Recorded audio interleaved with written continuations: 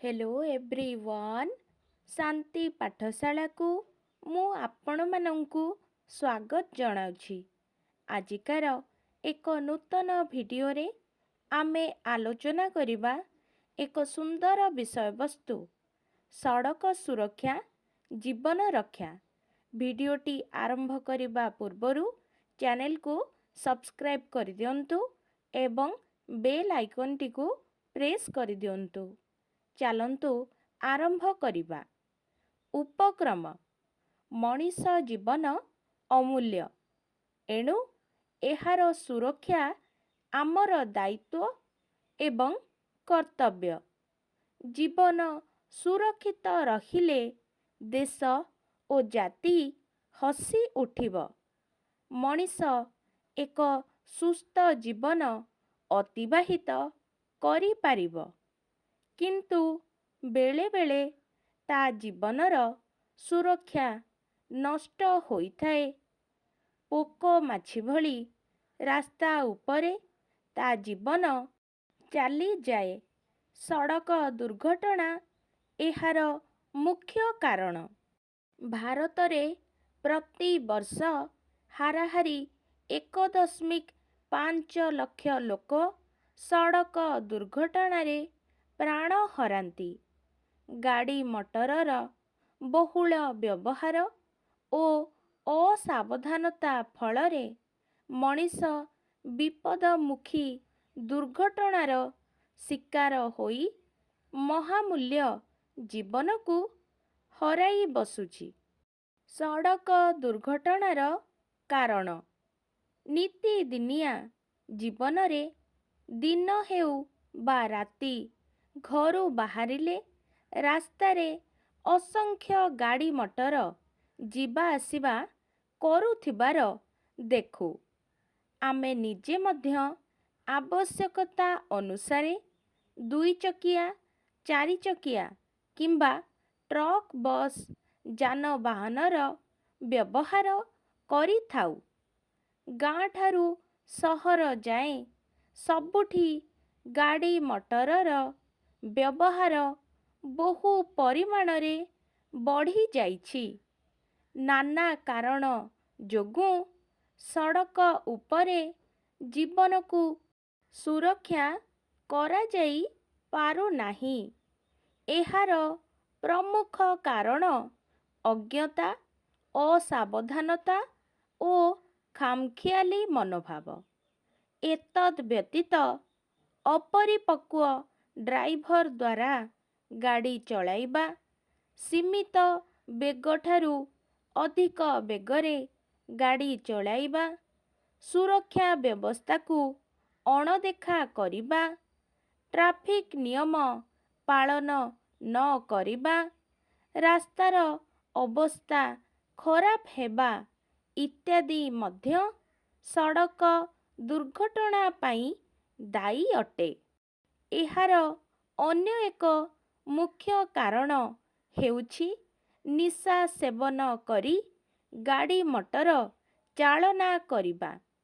रात्रि समय रे गाड़ी रे आलोक नथिले गाड़ीर जंत्रपाती ठीक नथिबा जानी सुधा बेखातिर भावे गाड़ी चालना कले दुर्घटना घटिबार संभावना थाए। केतेक लोक कागज कदली चोपा परिबा पत्र पैड़ आदि जिनिस रास्ता उपरे पकाई अपरिष्कार करिबाकू कुंठाबोध करंती नाही, जहा यातायातरे बाधा सृष्टि करी दुर्घटना उपजाई थाए। सड़क दुर्घटनार निराकरण प्रत्येक व्यक्ति विशेष रास्तार नियम मानी यातायात करिबा उचित। श्रृंखल ओ संयत भावे गाड़ी चालक माने गाड़ी चालना कले केतेकांशरे सड़क दुर्घटना को एड़ाई देई पारिबे। रास्तार बाम पार्श्वरे चालिबा ओ ଯାନବାହନକୁ ମଧ୍ୟ ବାମ ପଟେ ରଖିବା। ଦ୍ରୁତ ଗତିରେ ଗାଡ଼ି ଚଳାଇବା ନାହିଁ ଏବଂ ଗାଡ଼ି ଚଳାଇବା ସମୟରେ ହେଲମେଟ୍ ଓ ସିଟ୍ ବେଲ୍ଟର ବ୍ୟବହାର କରିବା। ଟ୍ରାଫିକ୍ ସଂକେତ ପ୍ରତି ସତର୍କ ରହିବା। ନିଶା ସେବନ କରି ଗାଡ଼ି ଚାଳନାରୁ ନିବୃତ୍ତ ରହିବା। ବର୍ଷା ବେଳେ ଖୋଲା ଛତା ଧରି ସାଇକେଲ ଚଳାଇବା, ମୋବାଇଲରେ କଥା ହେବା, ଗପସପ କରିବା ଇତ୍ୟାଦି ବିପଦର କାରଣ ହୋଇଥାଏ। ଗାଡ଼ି କିମ୍ବା ସାଇକେଲ ଉପରେ ଖେଳ ଦେଖାଇବା, ହ୍ୟାଣ୍ଡେଲ ଛାଡ଼ି ଚଳାଇବା ଇତ୍ୟାଦି ବିପଦ ଠାରୁ ଦୂରେଇ ରହିବା। ଗାଡ଼ି ଚଳାଇବା ପୂର୍ବରୁ ଲାଇଟ୍, ହର୍ନ, ବ୍ରେକ୍ ପ୍ରେସରକୁ ଯାଞ୍ଚ କରିବା। ଅଟୋରିକ୍ସା ବା ବସ୍ରେ ଗଲାବେଳେ କୌଣସି ଅଙ୍ଗ ଯେପରି ବାହାରକୁ ନ ରହେ ସେଥିପ୍ରତି ସତର୍କତା ଅବଲମ୍ବନ କରିବା ଉଚିତ। ଡ୍ରାଇଭିଂ ଲାଇସେନ୍ସ ଥିବା ବ୍ୟକ୍ତି ହିଁ ଗାଡ଼ି ଚଳାଇବା ଉଚିତ। 18 ବର୍ଷରୁ କମ୍ ପିଲାମାନଙ୍କୁ ଗାଡ଼ି ଦେବା ଅନୁଚିତ। ଶେଷ କଥା, ସଡ଼କ ସୁରକ୍ଷା ଜୀବନ ରକ୍ଷା।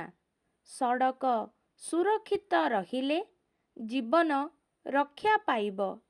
ଏଣୁ ପଦଚାରୀ ଠାରୁ ଆରମ୍ଭ କରି ଗାଡ଼ି ଚାଳକଙ୍କ ପର୍ଯ୍ୟନ୍ତ ସମସ୍ତେ ସୁରକ୍ଷିତ ପଥରେ ଯାତାୟାତ କରିବା ଉଚିତ।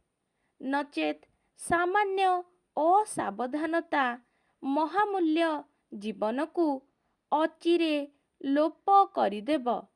ଏଥିପାଇଁ ପ୍ରତିବର୍ଷ ଡିସେମ୍ବର ଶେଷଠାରୁ ଜାନୁଆରୀ କିଛି ଦିନ ପର୍ଯ୍ୟନ୍ତ ସମଗ୍ର ଦେଶରେ ସଡ଼କ ସୁରକ୍ଷା ସପ୍ତାହ ପାଳନ କରାଯାଏ। ସଭା ସମିତି କରାଯାଇ ସଡ଼କ ନୀତି ନିୟମ ସମ୍ପର୍କରେ ଜନସଚେତନତା ଜାଗ୍ରତ କରାଯାଏ। ଆମେ ସମସ୍ତେ ସଚେତନ ଓ ସତର୍କ ହେଲେ ଆମର ଓ ଆମ ଦେଶର ମଙ୍ଗଳ ସାଧିତ ହେବ। ଆଜିକାର ଭିଡ଼ିଓଟି ଆପଣଙ୍କୁ କିପରି ଲାଗିଛି କମେଣ୍ଟ ମାଧ୍ୟମରେ ନିଶ୍ଚୟ ଜଣାଇବେ ଏବଂ ଲାଇକ୍, ସେୟାର, ସବସ୍କ୍ରାଇବ୍ କରିବାକୁ ଜମାରୁ ଭୁଲିବେନି। ଧନ୍ୟବାଦ।